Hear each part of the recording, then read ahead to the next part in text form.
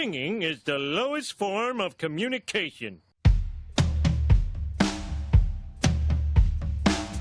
Maria Callas said to sing is an expression of your being.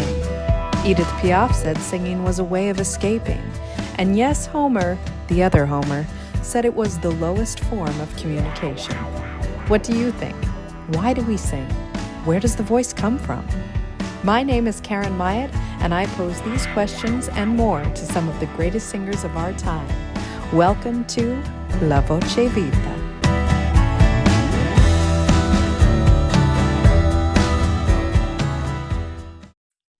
It is a great honor to introduce today's guest with a career spanning over 6 decades. She is a 6-time Grammy nominee. She was inducted into the Blues Hall of Fame.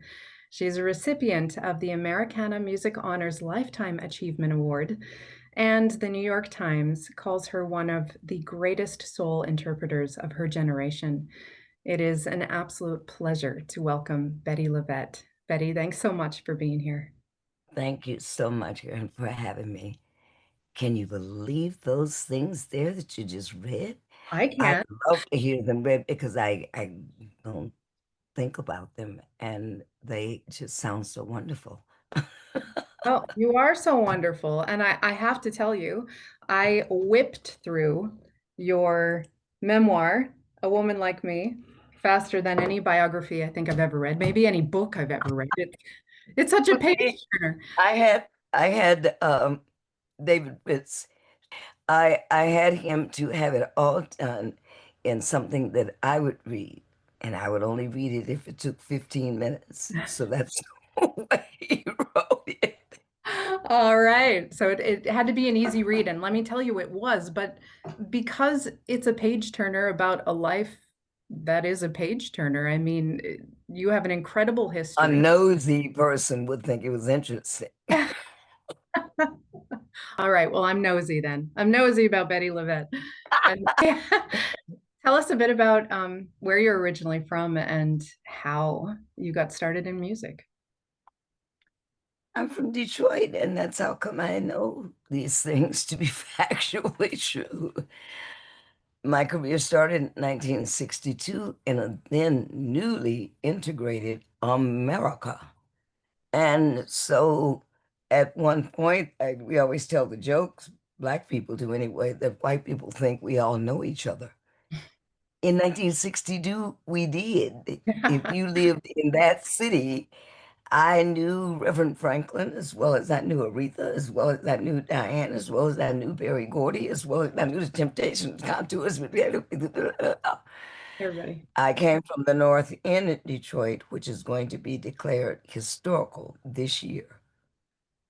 But Smokey Robinson lived across the alley from me. And Aretha Franklin lived across the street from him. Wow.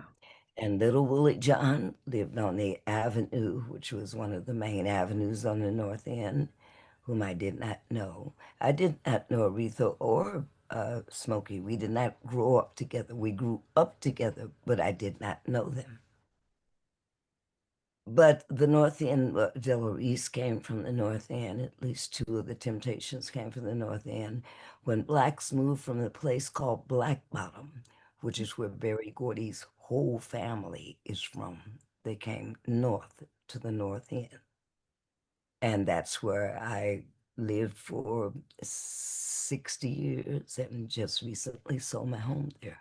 So your family home, when you were a little girl, I read that it was a bit of a musical hub for your community. Well, my family came from Louisiana, and the people who came from Louisiana, who came to Michigan, came to work if they didn't come to Detroit, and very few of them were afraid that they wouldn't be able to make it in such a big place. They came to places like mine, where I was born in Muskegon, Michigan, and Flint, Michigan, Marion, Michigan. All those places still make parts for General Motors, and that was what my family did. They worked in a parts plant in the day, and because you could not go anywhere else, you had to come to my house if you wanted a drink after work. if Right. you didn't take one on with you the night before, but you could get a pint of liquor for $5 and a half pint for $2.50. And my mother made fish sandwiches and chicken sandwiches and gumbo. Mhm. And no one could cuss but my mother. You could not come there with a girlfriend. You could not hang there. So I'm hesitant when I do interviews that some people have thought that it was an after-hour joint. Mm. It wasn't. It was actually a bar in the neighborhood where you could go and have a drink after Right. work in the summer. They barbecued in the front yard. And because my whole family was from Louisiana, and because that whole group of project houses at that time, they had built projects for the returning soldiers from World War II. And we lived in one of them. And everybody knew everybody. It was very much like a little bitty New Orleans because I tell the lie now that they're all together drinking and eating gumbo for the whole week. And then on Sunday, they're all at Mass together. And when the priest says the first words, where the rest of the congregation has to say, and then say a word, the whole church smelled like alcohol. Oh no. They open their mouths. So the music that you were hearing as a little girl, were there particular voices that inspired you to become a singer? No, I knew the things that were on the jukebox. We had a jukebox in the house where most people had a couch. And then where you had a living room, we had little tables. And you could come there. As I said, my mother was the only person that could curse, and there was no hanging and whatever. And the same thing for the people who visited Muskegon in the area to work in. So the Five Blind Boys and the Soul Stirrers and the Swan Silvertones, all those people found their way to my house because they couldn't go anywhere else. Mhm. And if you get a bunch of singers drunk, they're gonna sing. I don't care what you say, they're gonna sing. And all these people sung at my house. And I had a teenage sister. It's so funny to me, even now when I think about it, she liked all of the singers of the day. The Mhm. current hot singers Yeah. were Little Esther, BB King, Chuck, and I'm like, to think of them now, if you think of them as current and hot, Yeah. that was what my sister at 13 years old was listening to. Mhm. So she had those tunes on the jukebox. My mother loved country western music and popular white music. She was fair and from Louisiana, so she was still practicing to be white. So we had Roy Rogers and Dale Evans and Gene Autry and Red Foley and several people from the Grand Ole Opry, Minnie Pearl, people who had records. And I learned all those songs. Mhm. And my father loved gospel and blues.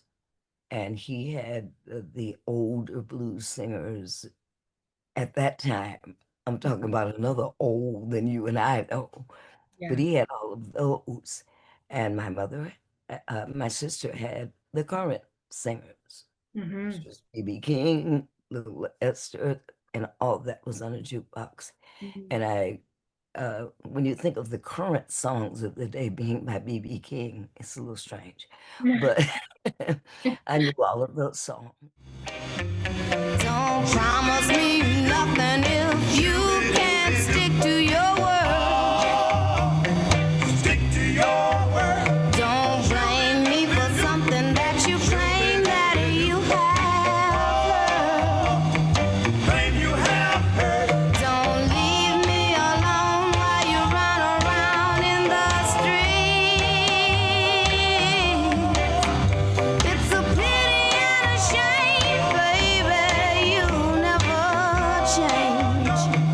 You will never change. How did you know you were a singer? Was there a moment?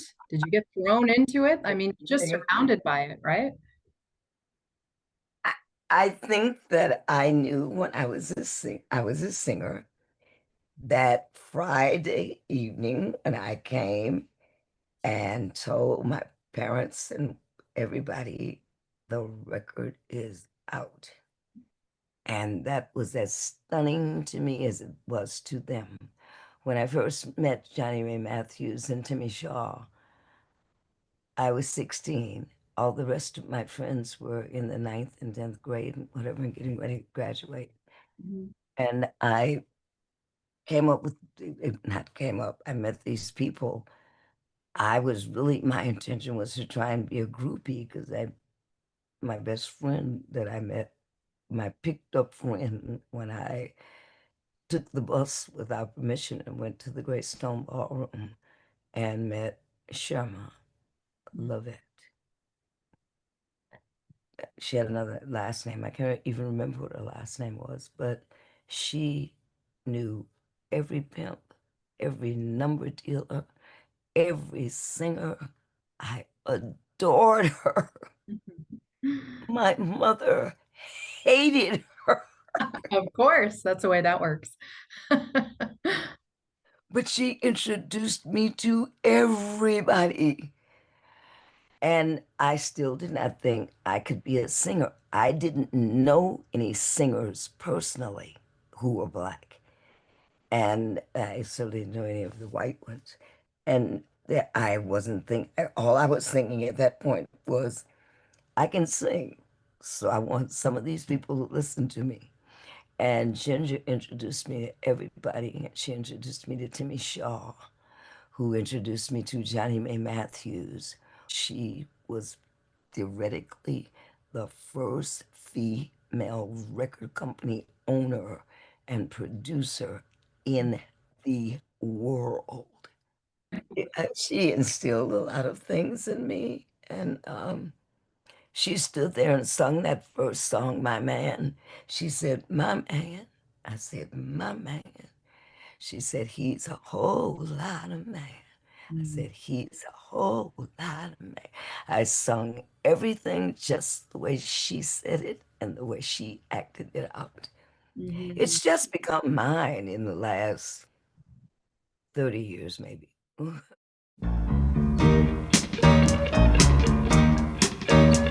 man, oh, he's a whole lot of man. My man, he's a whole lot of man. His friends try to tell him to do wrong things. He lets them know that he's a one-woman man. My man, oh, he's a loving man. My man, you know he's really alright. My man, he always treats me right. He never runs the streets and leave me alone. Knows that his place is right here at home. My man, oh, he's a loving man. It seems to me that you've always had a real grasp on your own sound and a connection to your own authentic voice. But like as you say, was there a time when you were mimicking other singers? Etta James was the first person that I saw that didn't sound like the Shirelles or like Doris Day. And I thought I was very ashamed of my voice because it sounded like it does now. And when I met this manager, whom the book is titled to, Jim Lewis, he said, you really don't sound like anyone else. I said, I know. That's what I'm saying to you. Help me. He said, you idiot. He said, you've got a cute booty and a small waistline, and you're cute, but you're going to have to learn some songs and learn to sing them the way you do. I thought he wanted me to sound like Dinah Washington and like Sarah Vaughan. And I kept telling me, I can't sound like those people. He said, I know, idiot. You sound like somebody different. And I was The like, point. but I want to sound like them. Mm, Nobody had ever came up and said, hey, I love that Bettye LaVette. Why would I want to sound like her? uh, I wanted to sound like what everybody was talking about. right. I understand. It's amazing actually that you say that, because the first time I ever heard you, I was introduced to you by my voice teacher, and I was a teenager, and I How had old were you? 16, Uh-huh. and I had this ability to mimic other singers. It was a blessing and a Uh-huh. curse. And she kept Oh, telling me, you need to use your voice. I want to hear Karen. I don't want to hear everybody else. And so one day I came into a lesson and she said, I want you to sit down and listen to this. And it was you singing, I think I do not want. oh, shit, But shut up. yeah. And she said, when I talk about the authentic voice, that's what I mean. Right then and there. That's what he did with me. He did it with Billie Holiday. I said, I Really? don't want to sound like that. No, He but said, but you do, because it doesn't sound like other people. I said, well, if that's not sounding like other people, I don't want to not sound like honestly, this poor man died trying to make Bettye LaVette, and just, Karen, I'm telling you, at some points, when I did start to get a grasp of and had a few little records that were selling regionally, I'd come off the stage and people were standing up and applauding. I get in the dressing room and he said, that was better. I, okay. All right. this, that, what the hell? I Look at wasn't the people. getting what he was saying. I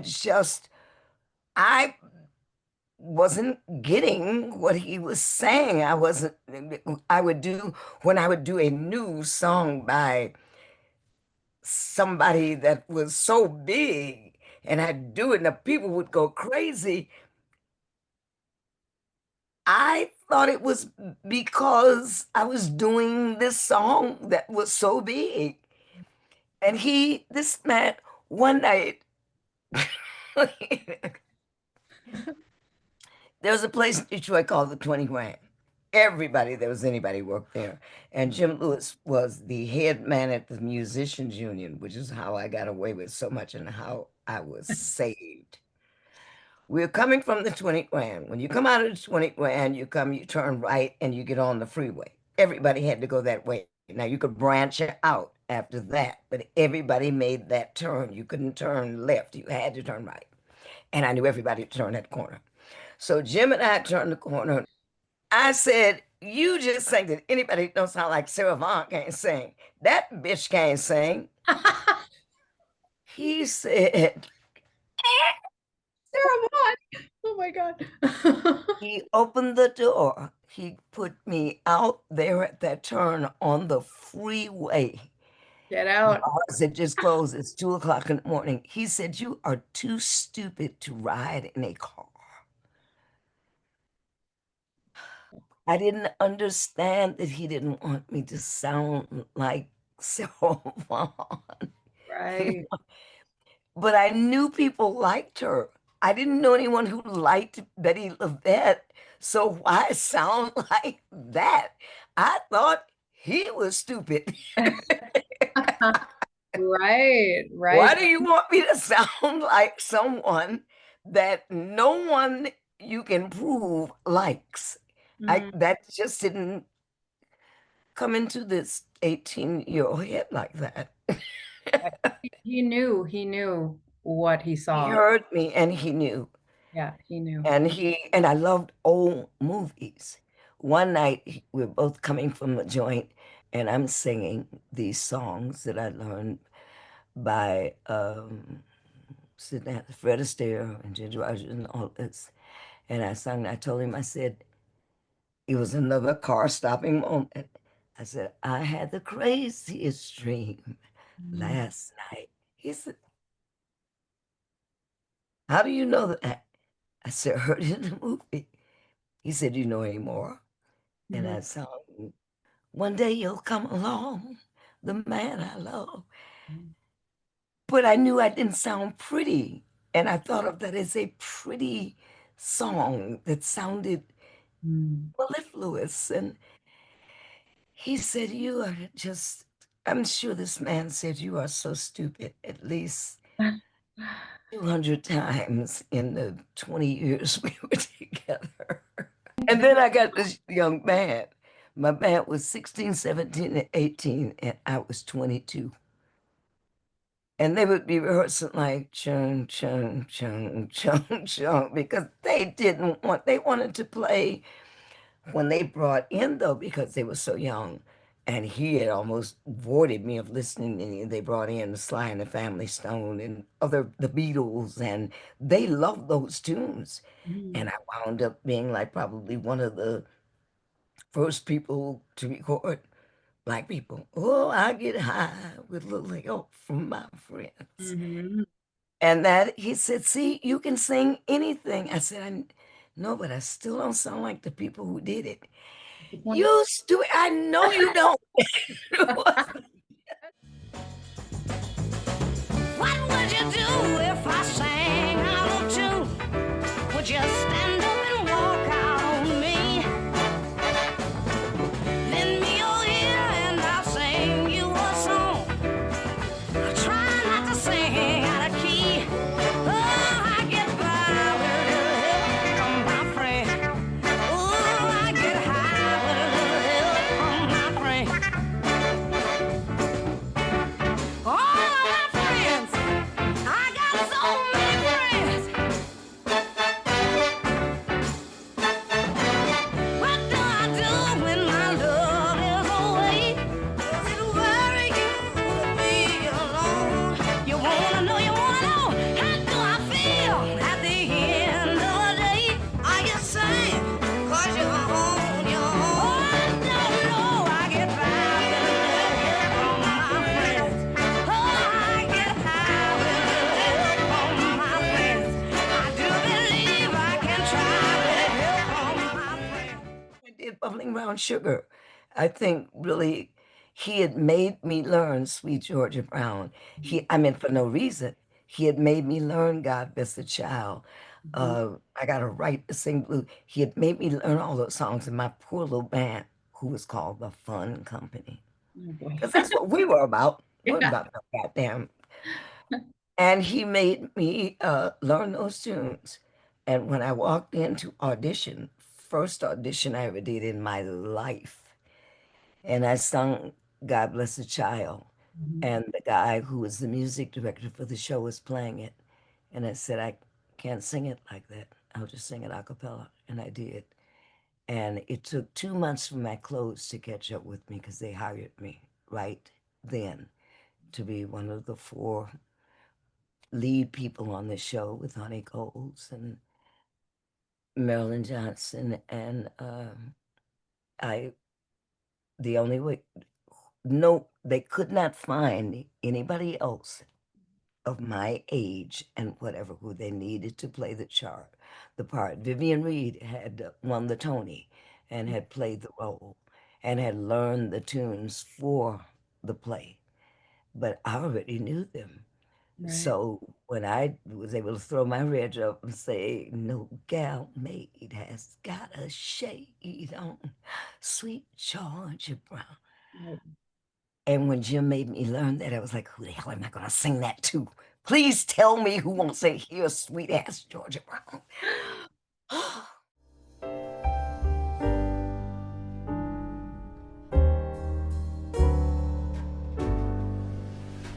Them that's God shall get, them that's not shall lose. So the Bible says, Lord, and it's still news. Mama may have, Papa may have, but God bless a child who's got his own, who's got his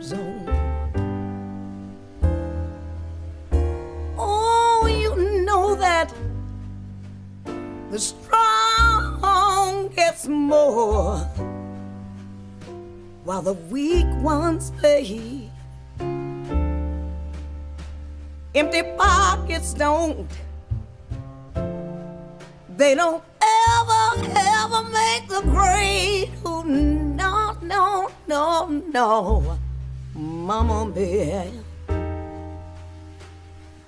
Papa may have, but God bless the child who's got his own. Who's got his own.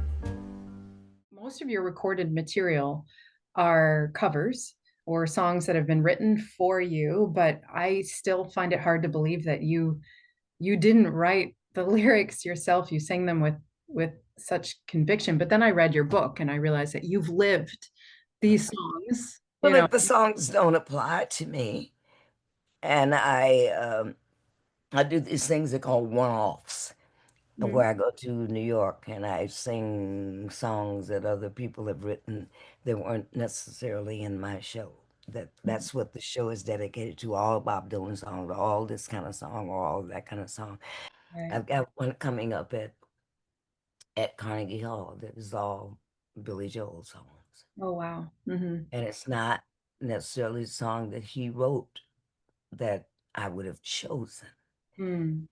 But I will sing whatever it is, the way it comes into my head. I certainly won't be singing it the way he sung it. Right. I learned not to be afraid to sing the song the way it comes to my head. Right. I used to, when I was telling you the part about being younger, I was like trying to,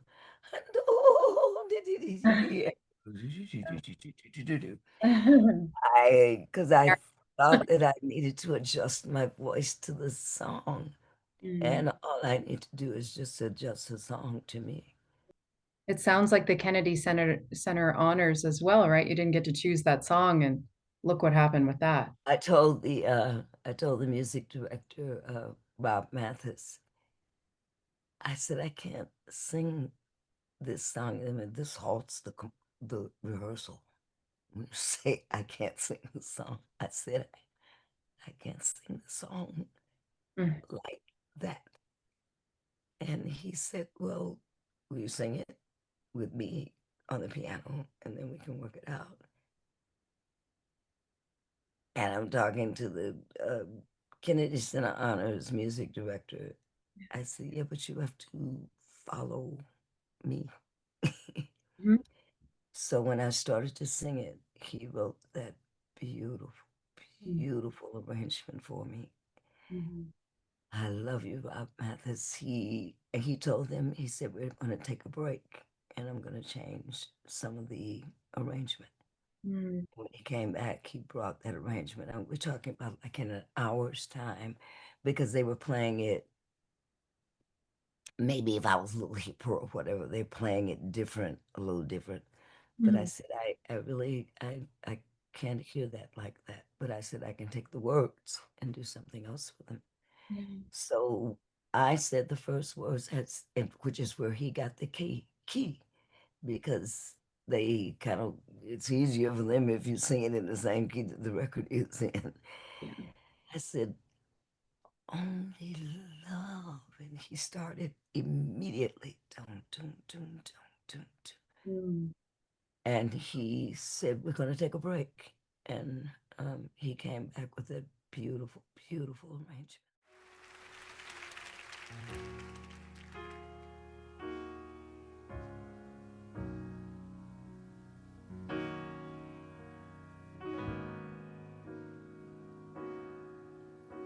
Only love can make it rain, like when the beach is kissed by the sea.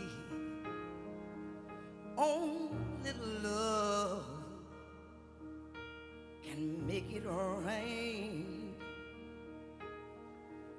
like the sweat of two lovers laying in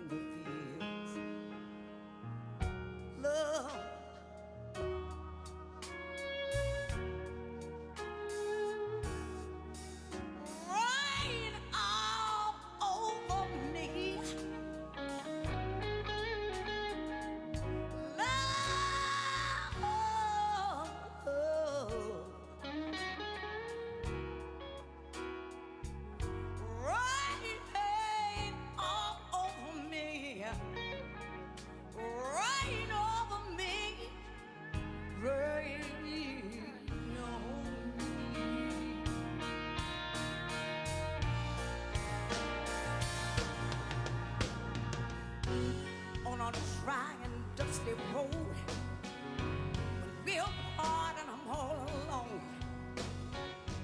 Oh, I'm trying to get back home to that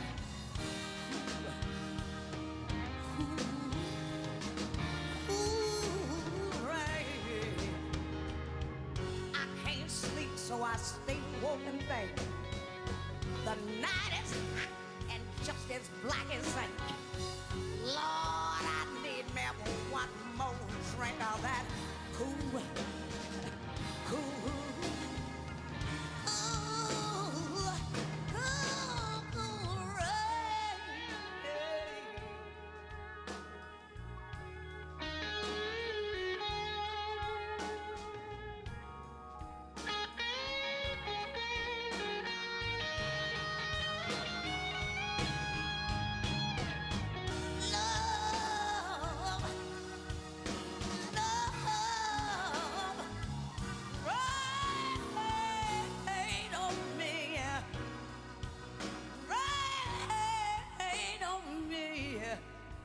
rain.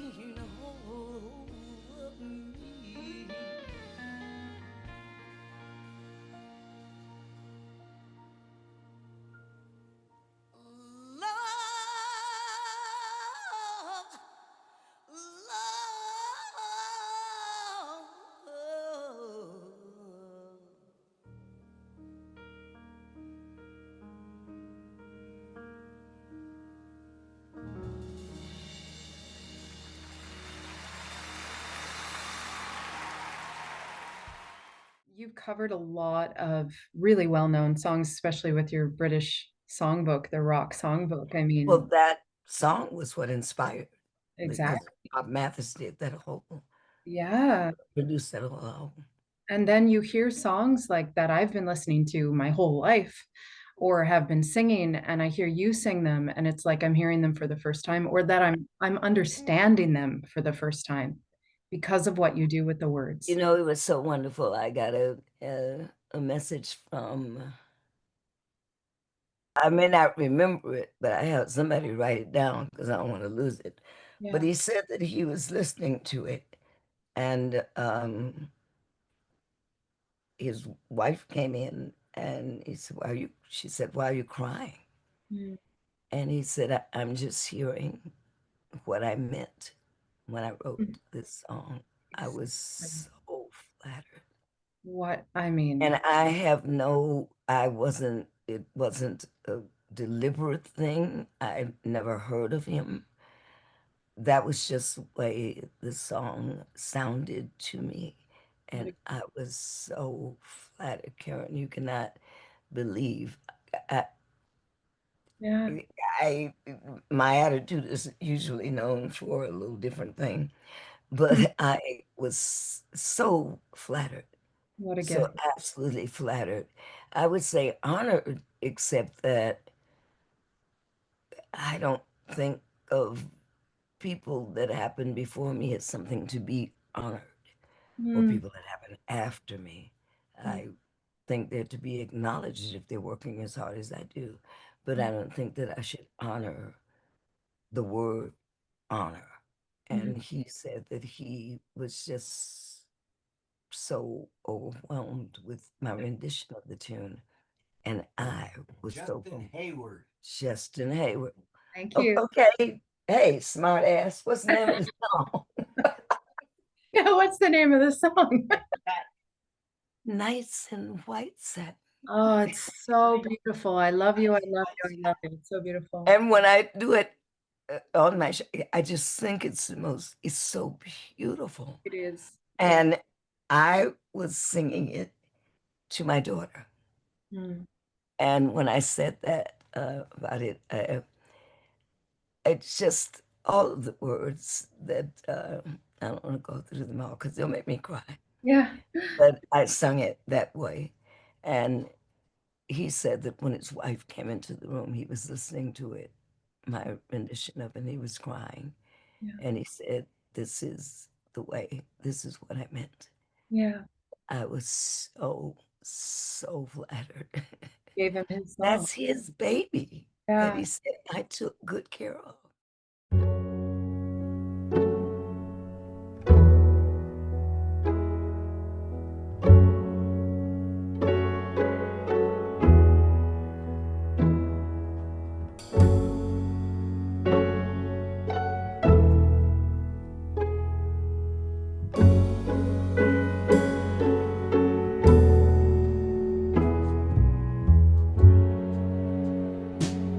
nights in white satin, never quite reaching the end. I've got letters here I've written I never meant to send.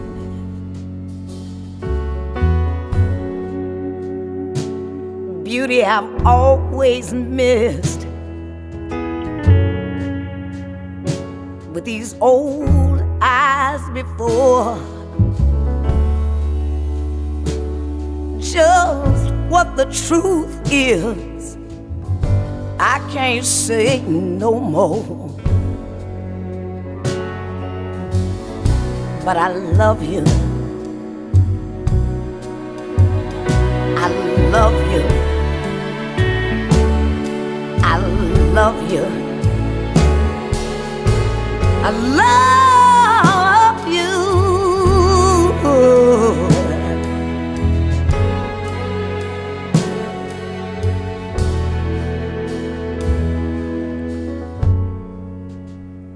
Gazing at people,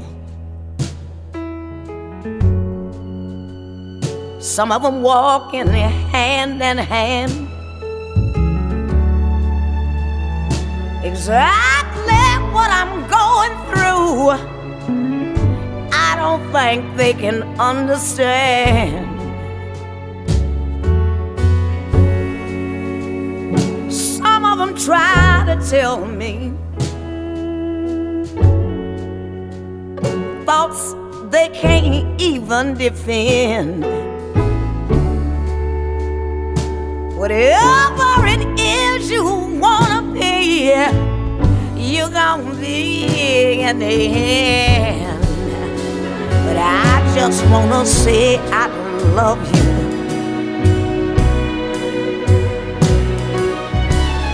I love you. I love you. I love you.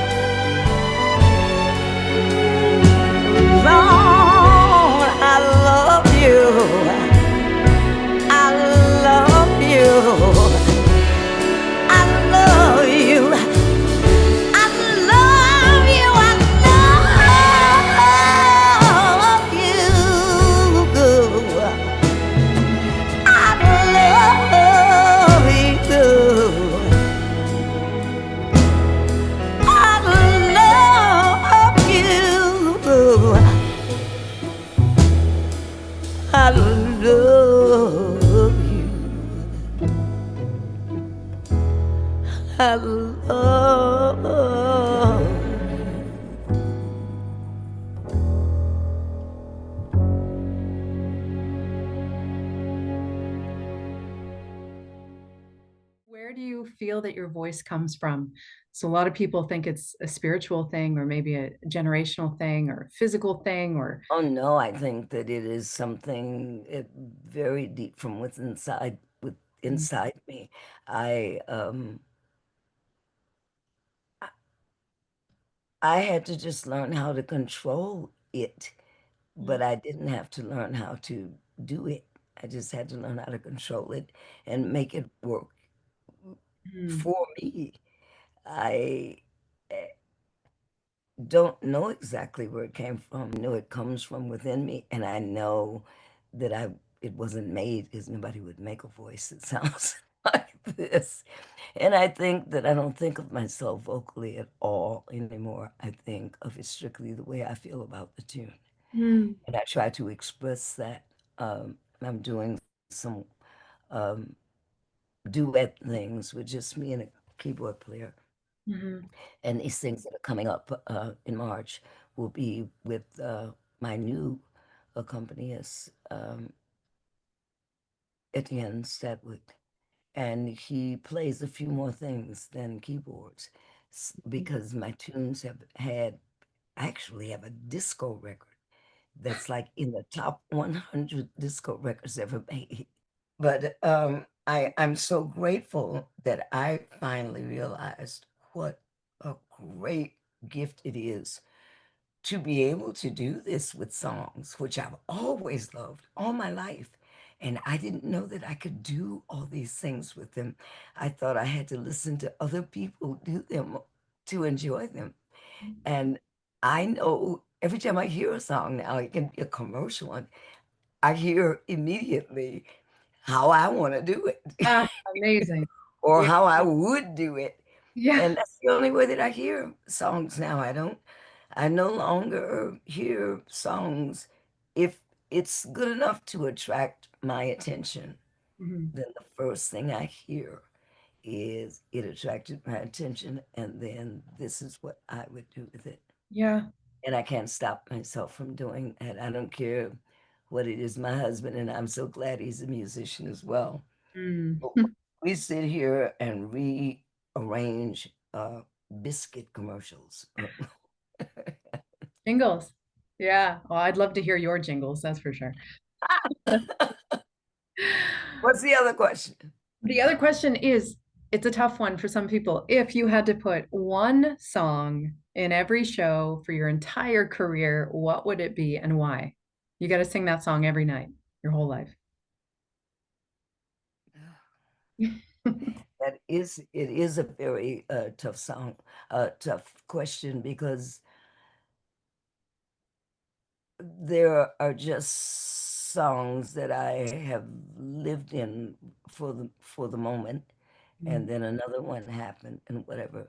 So Mhm. there's if somebody has been able to answer that for you, I would like to know how they came to the conclusion, because I would think there aren't a lot, but I would think that there are at least 10 songs that I could sing for the rest of my life, all the time, anytime, a cappella, with a band or without.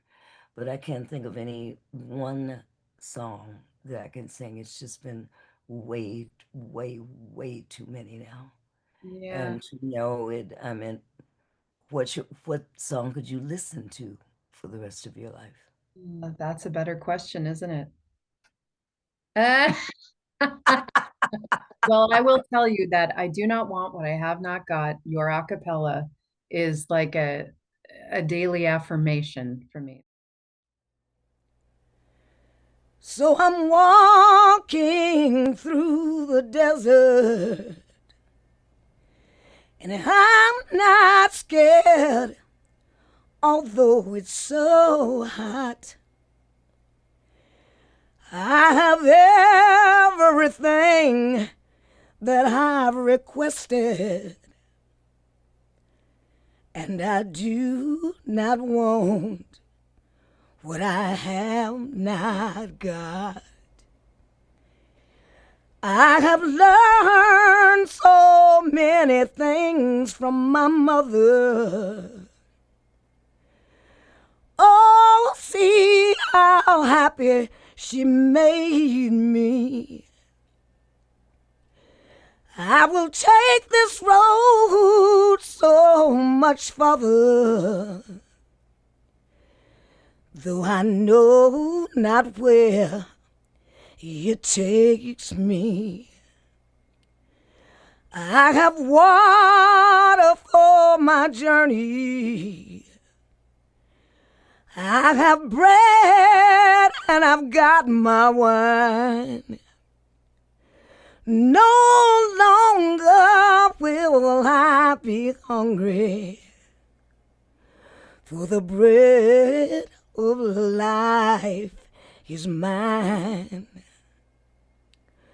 So I'm walking through this desert, and I'm not scared, although it's so hot. I have everything that I've ever requested, and I do not want what I have not got. And thank you for sharing everything you've shared with me today. It's really been such an honor, as I said earlier. It's a dream to get to talk to you. And Thank you, baby, for talking with me. And thank you for joining us for this interview with vocalist Bettye LaVette. To learn more about Bettye, visit BettyLaVette.com. And to hear more, click the link in the description box below for the title playlist inspired by today's episode. If you enjoyed La Voce Vita, please share it and subscribe to the Karen Myatt YouTube channel or visit KarenMyatt.ca for more news and information. Follow us on social media and click the bell to be notified when we release a new episode. Finally, we want to hear from you. If you have a question, a suggestion, a request, or music to share, feel free to send us a note in the comments below or at KarenMyatt.ca/message. Until next time, I'm Karen Myatt, and thanks for listening to La Voce Vita.